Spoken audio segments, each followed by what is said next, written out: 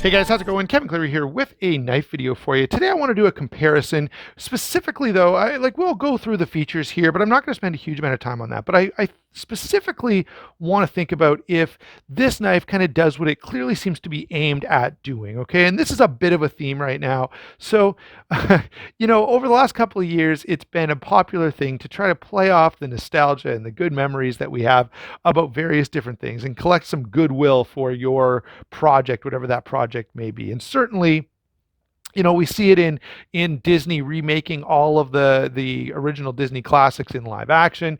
We see it with Star Wars, just really trying to play on the things that made that to put characters in and ships in and places in that we're familiar with as fans. And that didn't really work. Okay, the movie still sucked, but let's then ZT comes out with the 0308, and it's clearly aimed at that original ZT market. It's big, it's beefy, it's pretty tactical looking, it's kind of hard use looking. It's certainly got that aesthetic. Now I have a whole different video discussion where I talk about hard use ish, where on ZT and a number of other knives, I talk about how just using big components doesn't really make something hard use, and that's a discussion for a different day. But I want to ask, does it do what it's aiming at doing?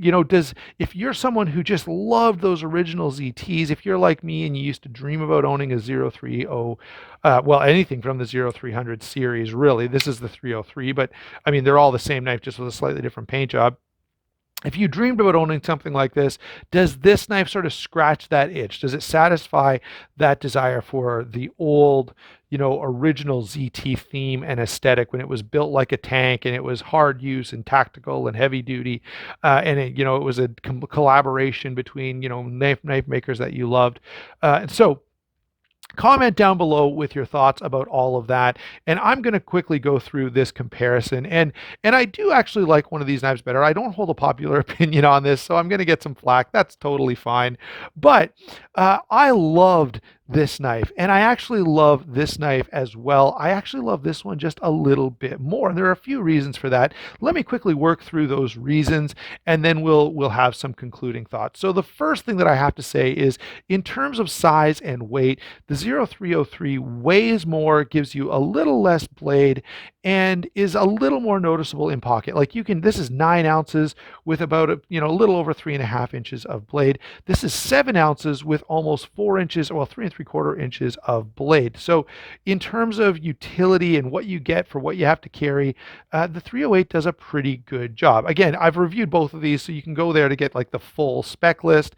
Both have similar grip area.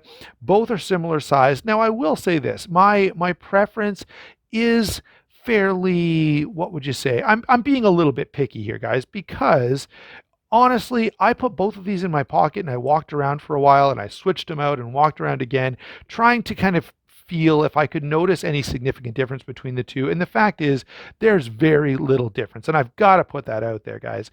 I can't, even though, yeah, this is a big, heavy, bulky knife and it is heavier than the 0308, it's when you have these two in pocket and you're walking around, it is a very slight difference. The average person is not going to notice a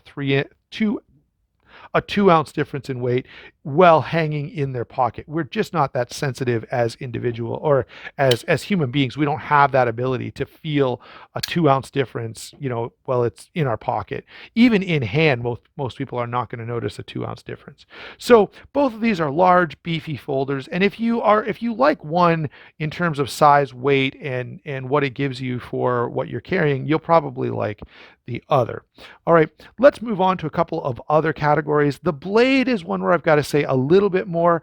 Now, by the way, I can guarantee as soon as I put a blade like this on screen, I'm going to get comments, okay? Because there's a bunch of you out there who do not like recurves, and that's totally fine, but your excuse is, I can't sharpen them. And I'm like, you can buy a $19, Lansky box sharpener and you're fine, right? A rod sharpener with its roundness just follows any blade profile. It doesn't really matter.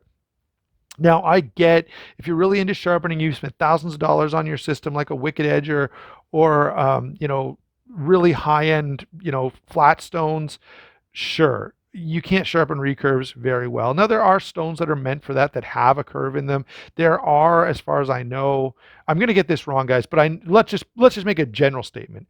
Some of the fixed angle sharpening systems, like the Wicked Edge and EPA and stuff, KME, have specific stones that are rounded to allow you to sharpen recurves.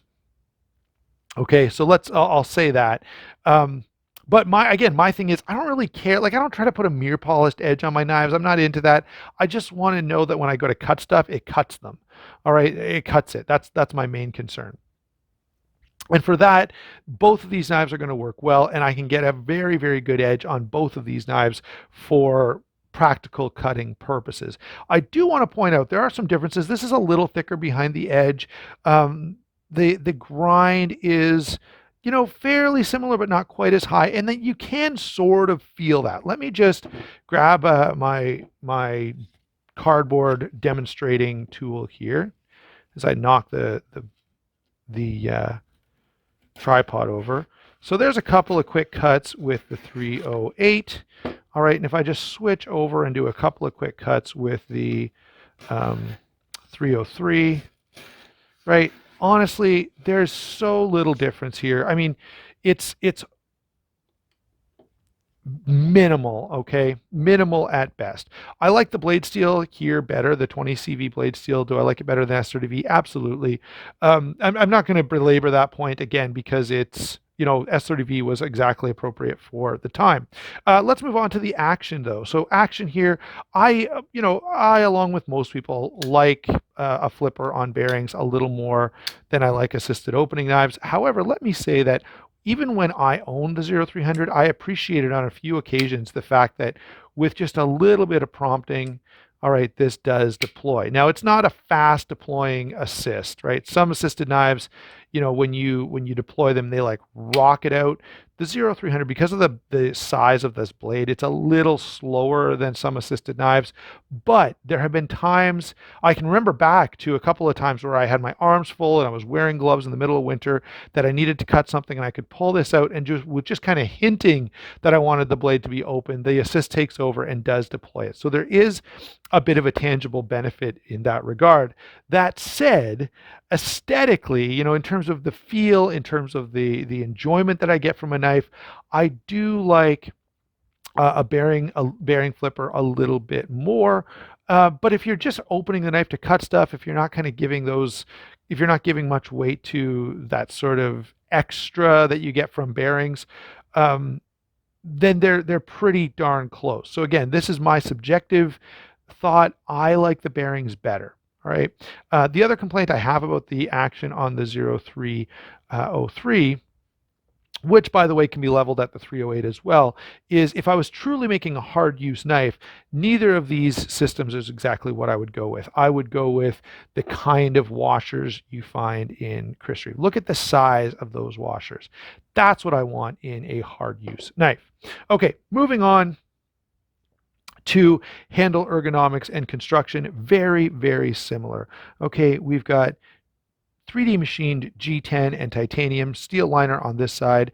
Same thing happening over here. All right, standoff versus backspacer construction, which is, not that big of a deal, especially considering this is a short backspacer. So access to the internals of the knife are still pretty easily available. And in terms of their feel in hand, both of them are really, really good. So you've seen this in a couple of other videos. I rolled this cardboard up just for something to push on to give me a sense for how things feel. And this handle on the 308 is very, very hand filling, and I can really apply a lot of pressure if I needed to. I've got a thumb ramp here as well as some jimping here, so same idea. Now, one thing you quickly learn when you're trying to push a lot of pressure, you don't want a saber grip. A saber grip is for lighter cutting tasks. Moving over to the 0300 series, if I do the same thing, I get a similar feel. Saber grip is not so great, but both are very hand-filling, very grippy, very comfortable. All right. And so I can't really call one a clear definitive winner. Both of them are nice because they've got a big handle that really has a lot of girth to it, which is more comfortable for cutting stuff. All right. So now those are the main comparison points. As I said, I didn't want to get into every single detail because I've done reviews on both of these knives, and that's really not what this video is about. In the end, can the 308 be said to be in the same line as the 0300? I think so. Yeah, if you kind of look at it, you can see there's a bit of a similar feel here. Now, I've heard some guys argue that, this looks more like a 0200, and I wouldn't necessarily disagree, but I do think, it's close enough in feel and in look that you can kind of go, okay, I can see how this can be part of the Zero Tolerance series. All right, of the 0300 series. Okay, that's what I was trying to say there. And remember, there are other zero tolerance series, the 400s. Like think about the 0470 versus the 0462. Those are pretty different knives as well, but they have a similar designer, right? The Sinkovich line. So I think I think this is fine. I think this can be considered part of the whole lineage of these knives. I do know I've gotten some complaints already on a couple of previous videos about this opening in the knife, and I don't need that opening there. I don't love it. It's a bit of a weird design feature, but I don't hate it, and it does add some visual interest to the knife. And the accusation is made, well, all kinds of dirt and crap and stuff is going to get in there.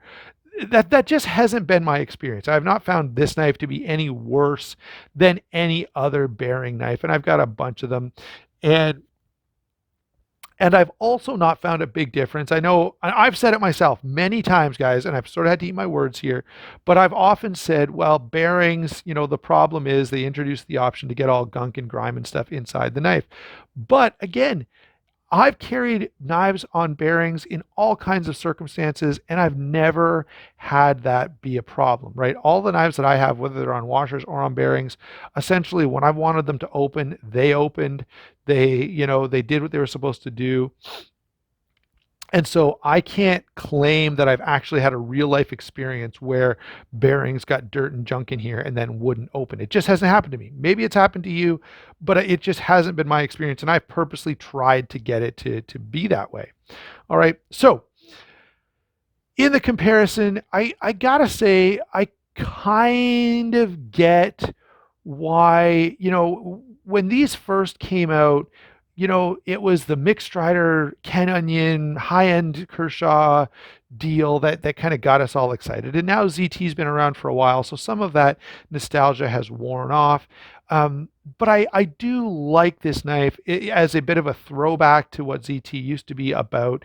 And I like it from a practical standpoint. It's comfortable in hand and it cuts well, which is, kind of what I'm looking for in a knife. And it does deliver some of those high-end cool features that I enjoy that got me interested in knives like this in the first place and have gotten me interested in all kinds of other knives as well. Thanks a lot for watching. Let me know your thoughts down below. Let me know what you thought of this comparison. And if you had to pick one over the other, which one would you go with?